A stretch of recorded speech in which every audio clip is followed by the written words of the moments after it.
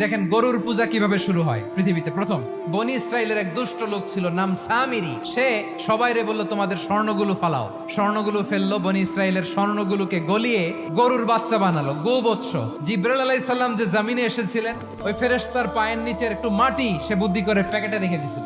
স্বর্ণ দিয়ে বানানো গোবৎস গরুর বাচ্চার গায়ে যখন সেই মাটি ছুঁড়ে দেয়া হলো, এখন বাছুরের ভেতর থেকে ভ্যাঁ ভ্যাঁ আওয়াজ আসতেছে। কি আসতেছে? সবাই তো অবাক।